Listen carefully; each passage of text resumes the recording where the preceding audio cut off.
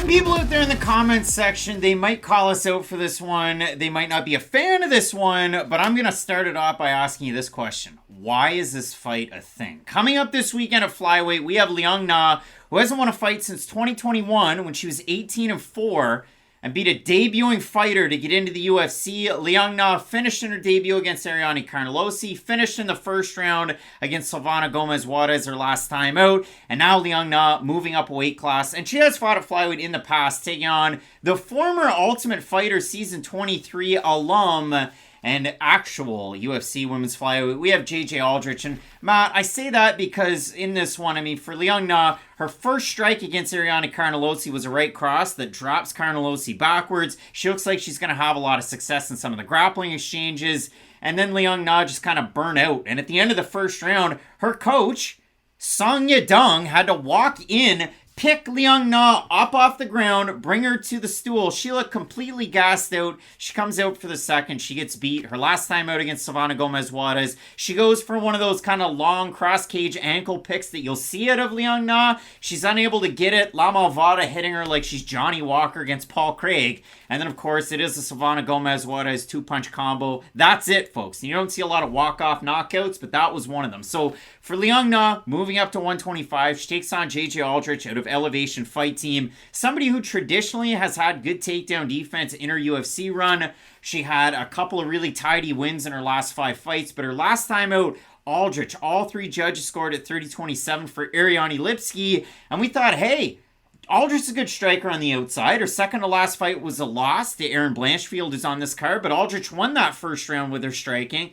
ultimately standing finish for Blanchfield. But for Aldrich, it just seemed like a flat performance her last time out, and maybe it was a one-off, and maybe that's a sign of things to come. But when you look at a fight like this, for Aldrich being able to defend some takedowns, she also has the fact that in her back pocket, a win over Jillian Robertson, one of the better grapplers, the best submission grappler we've ever seen in women's flyweight history. By numbers only, not skill. By numbers only. But when you do look at a matchup like this, I question why this is even a thing. And that's very harsh. I gotta be honest, well, you could say that about 5 fights on every single card for the most part, so I don't really feel the need to single this one out. JJ Aldrich always fights in pretty much the exact same way, though. And that's the thing. She's gonna use her boxing, she's gonna squat down a lot, use her hands, try to force the engagements, because she does do a good job on the inside, has decent power from both hands. The thing about Aldrich is, she's one of those fighters who, if she had like 15% more power to her game, she would be not unstoppable, that's a step too far, but she would be that much more effective, because she is able to throw damaging shots when she's able to connect in combination, but they're not heavy like a Jessica Andrade or even like an Amanda Lemos.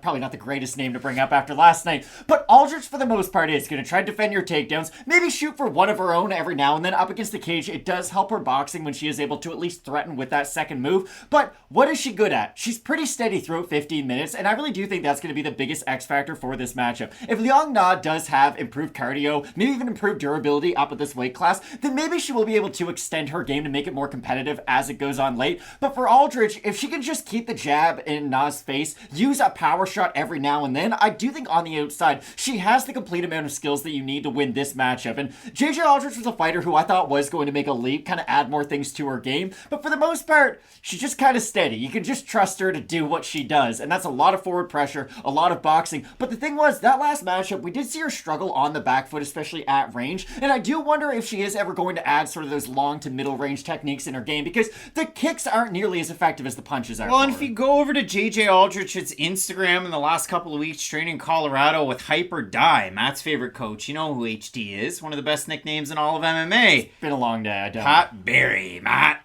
JJ Aldrich throwing the kicks to the pads. And when you do look at a fight like this for Liang Na, she has 19 wins and 6 losses. 18 of 19 wins are big-time early finishes in the first round. All of her wins are by finish, and 18 of them are in the first round. You saw what happened in the second round when she took on Ariane Carnelossi. If she fights at that high of a pace, it tends to burn quick. It'd be a fun fight, though. It's all over. So we'll see how this one goes. Again, for Aldrich, a massive favorite in this one. We'll have a look at the top Aldrich vote. Surprised us there to you. This one I have to say, though, I'm a little surprised that Aldrich is such a big favorite, just because normally you have a fighter at least coming off a win or two in a position like that, being a minus 650. That is fair. We have a look at the top Aldrich vote. Surprised us there to you. I'm going to say over under 97% JJ Aldrich.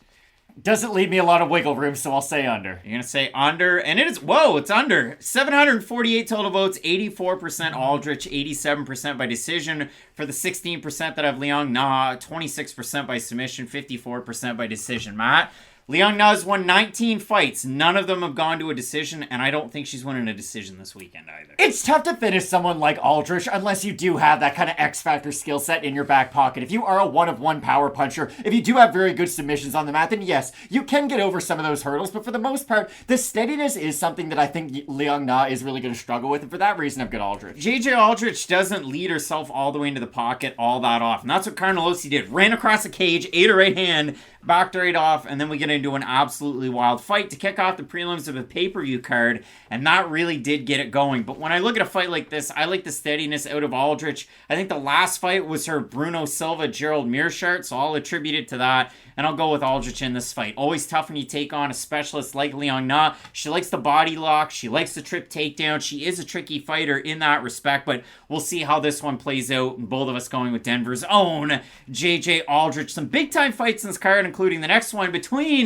the debuting Billy Goff taking on Yusaku Kinoshita. You're not going to want to miss it. Keep it locked in with Fight Night Picks. We always say, let's get into it.